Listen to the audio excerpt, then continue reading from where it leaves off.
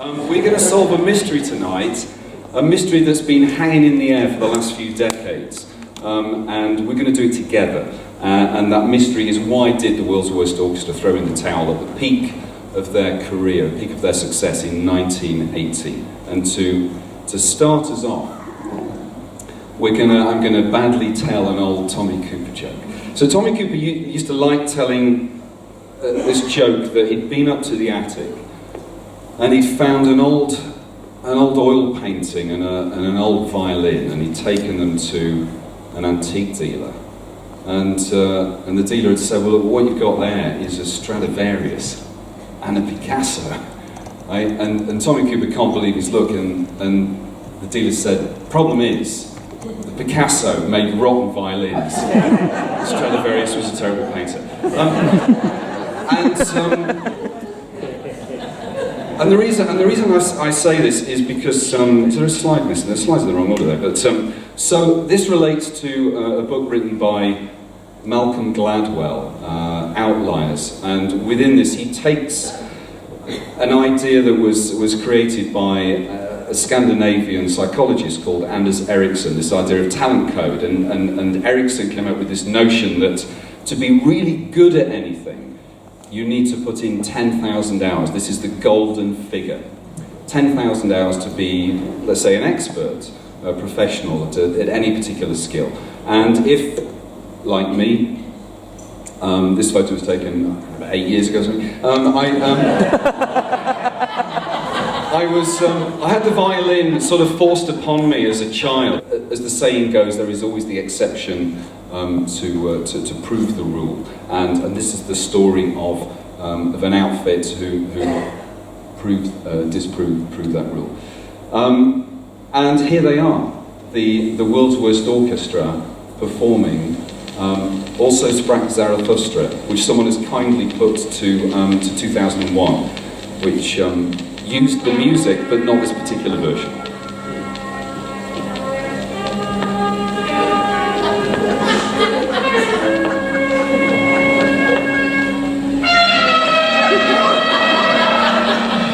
It slightly undermines the gravitas of the opening scene, doesn't it?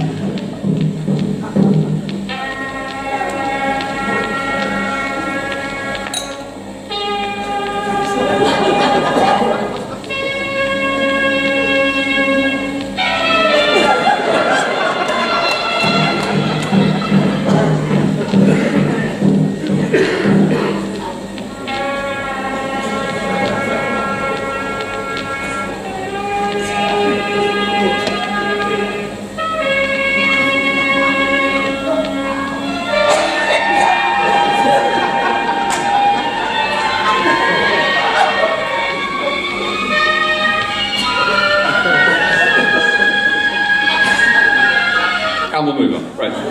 It's kind of the oral equivalent of constipation, isn't it? It's beautiful. If you're ever feeling down and you need cheering up, go to YouTube and have a listen to that, and I guarantee it'll put a smile on your face. Some of you will know this outfit, and I'm hoping there'll be some of you here tonight for whom this story is completely new. Now, the first time I heard that piece of music, my presumption was that it was, as somebody has presumed on YouTube, it was a children's orchestra pushing themselves beyond their abilities. But in fact, it wasn't. It was the story behind this piece of music and this outfit is far more interesting and far more experimental than you would maybe think. And the story of this outfit, who became known as the Portsmouth Sinfonia, begins in 1970 in the Portsmouth College of Art. And lecturing there was Gavin Bryars. Now, Gavin Bryars nowadays is treated as a serious avant-garde composer. Two of his most famous pieces are Sinking of the Titanic and Jesus' Blood Never Failed Me Yet, which is a heart-wrenching piece of music. So Bryars recorded a homeless guy in the street singing this refrain, and he looped it, and he put orchestration behind it, and then he got Tom Waits to come in and accompany the singing at the end. And you cannot listen to this piece of music without shedding a tear by the time you've got to the end.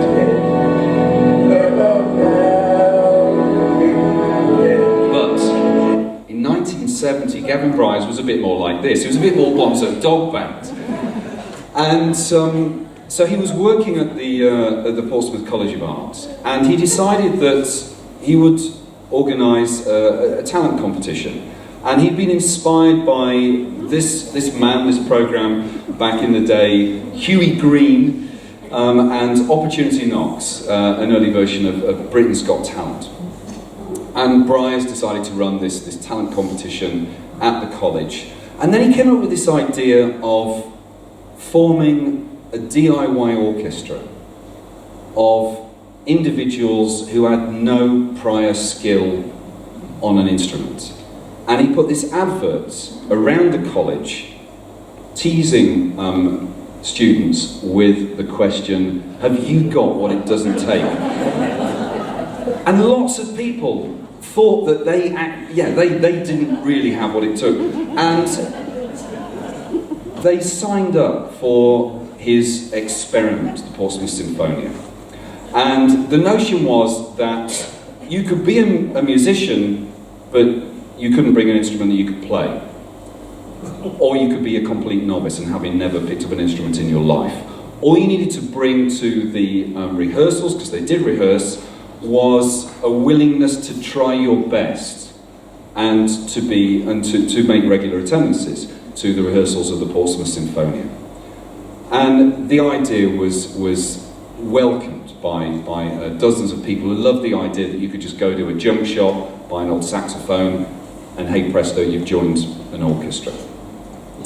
And it wasn't long before the Portsmouth Sinfonia start performing live. I mean, how long did they need to rehearse for before they had a set? It wasn't that long. And it caught the attention of the public and the press, and also a few young, budding musicians who would come to be very well known in the decades that followed. Michael Nyman joined the outfit on sousaphone. Steve Beresford, some of you will know, I think he was a cellist in the outfit.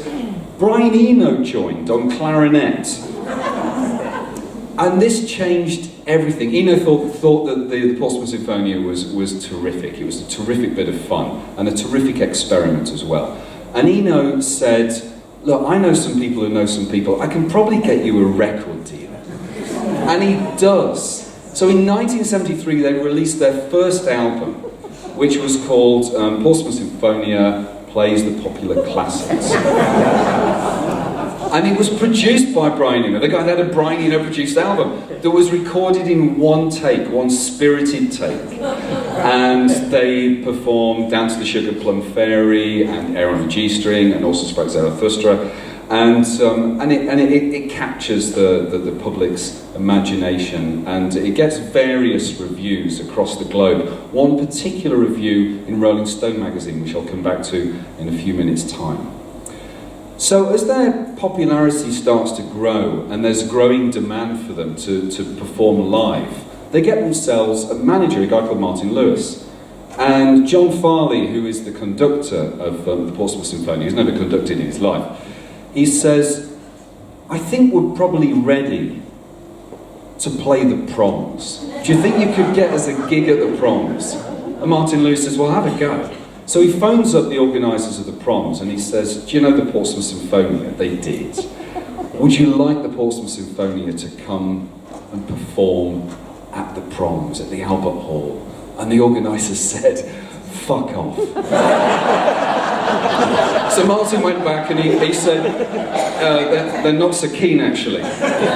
So the Portsmouth Sinfonia said, well, why didn't you just hire the Albert Hall and we'll see who turns up? So they do.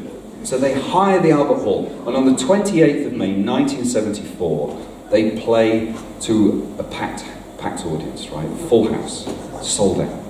And the BBC decide to come along and make a short film about this. They're intrigued. And this film used to be on YouTube, and sadly it's been taken down. It's a 20-minute film. It's wonderful if you can find it. And the presenter is walking along the outside of the building with the camera crew, and the audience are all waiting to get in.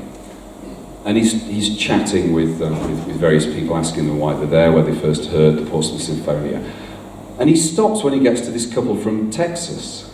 And he says, are you big fans of the Portsmouth Sinfonia? And they say, well, we've just arrived in the UK. We've never been before, and we love your British orchestras. He says, but you don't know, do you? You don't know. Okay. So, they're all dressed up, sort of dressed to the nines. This is a photo of them playing actually in a London prison. But John Farley's there in a sort of frock coat, and he's got a carnation in his tie. Now, I should say about John Farley actually. So, the members of the Portsmouth Sinfonia often complained about John Farley, and he once famously introduced the Blue Danube Waltz with a count of 1, 2, 3, 4. And so they found that it was kind of better to ignore him, because otherwise he just sort of put them off. So they open with everyone's favourite, Also Sprach Zarathustra, and people are in tears of laughter. And the camera crew kind of going around a bit, and they find the couple from Texas, you know, and you watch them scuttle out the back door in total confusion after the first sort of 10-15 minutes. And they do all of their big hits, all of their favourites.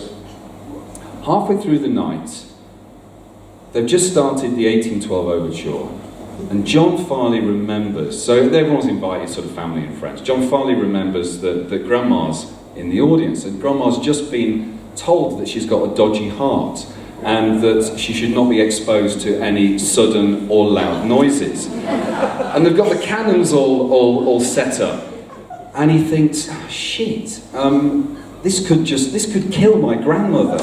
I better signal to the percussionist not to fire the cannons. But because they're all inexperienced and they don't know the sort of the proper signals, he just waves. He just waves at the percussionist a minute into the piece. The percussionist takes this as the signal to fire the cannons. So the cannons fire within a minute of... Grandma lives to tell the tale, I'm sort of happy to say. And at the end, everybody joins in with Handel's Hallelujah, which is actually quite tuneful because, you know, members of the audience could sing unlike the orchestra couldn't play. If you keep your eyes peeled, we'll see Brian Eno in Fetching Raspberry Beret. There he is. So they continued their meteoric rise. They released the live album from Royal Albert Hall, which was followed about a year later by Portsmouth Sinfonia, plays 20 classic rock classics, which included Bridge Over Troubled Water and I Can't Get No Satisfaction. Listen to the total lack of communication between the percussionists and the orchestra members here. It's rather delightful, if a little lackluster.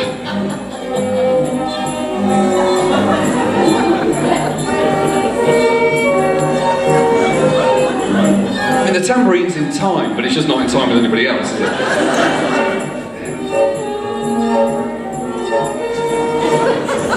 Beautiful.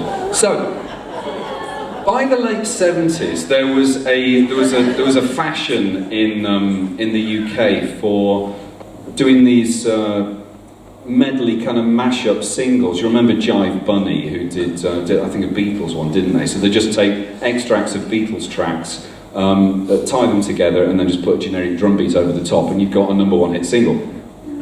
So the Portsmouth Sinfonia, under Brian's advice as well, decide that they're going to do their own. They call it the classical medley, and they take a few of their tracks and they get a generic drum beat and they put it underneath, and it gets to number 17 in the UK charts.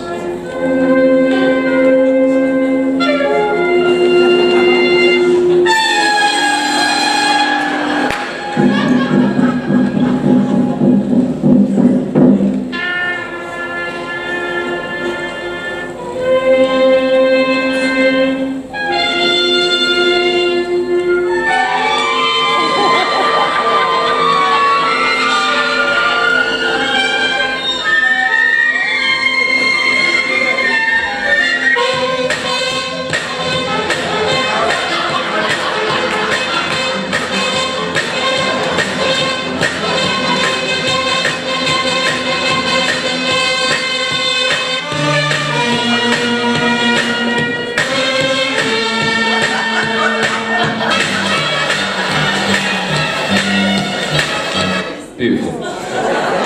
Number 17 in the chart. Now, I said earlier on that they got a mixed review by Rolling Stone magazine for their first album. Rolling Stone magazine named the album Comedy Album of the Year, but they also gave it 1 star.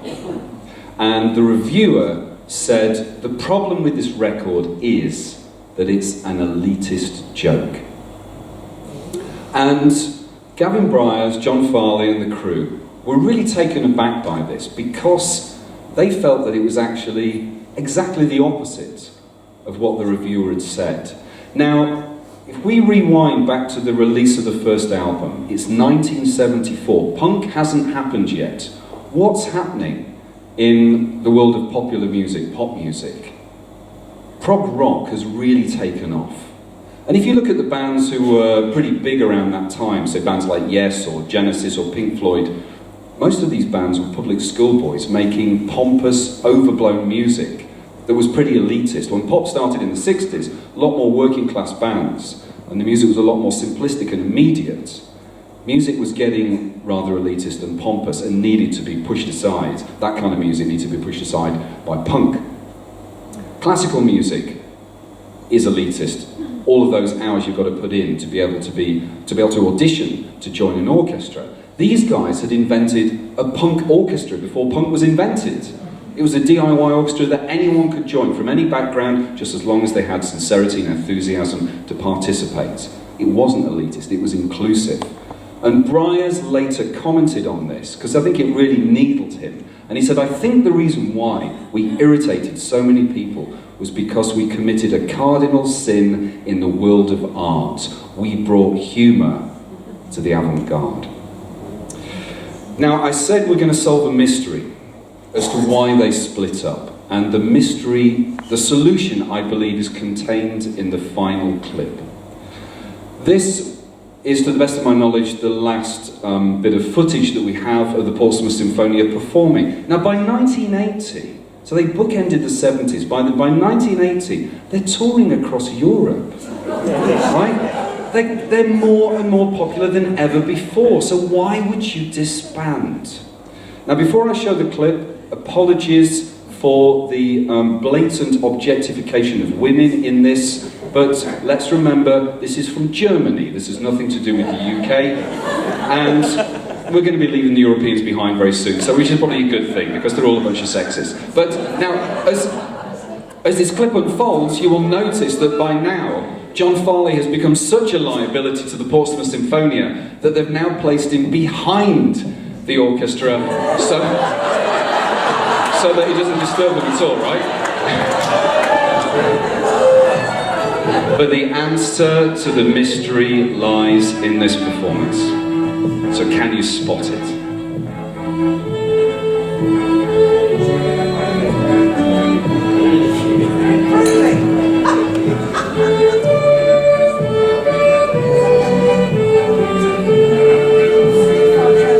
I think some of you have figured it out, haven't you? By 1980, for some of the members of the Portsmouth Sinfonia, the joke had worn a little too thin. They were ready to move on and do other things. But for the overwhelming majority of the band members, the realization was this. Because that performance is ropey, but it's passable. Slowly but surely, over those 10 years, through rehearsals, through performances, through live recordings, they'd been clocking up those all-important talent code 10,000 hours. They disbanded in 1980 when they came to realise that they were just too competent on their instruments. Thank you for listening. Thank you, Tim.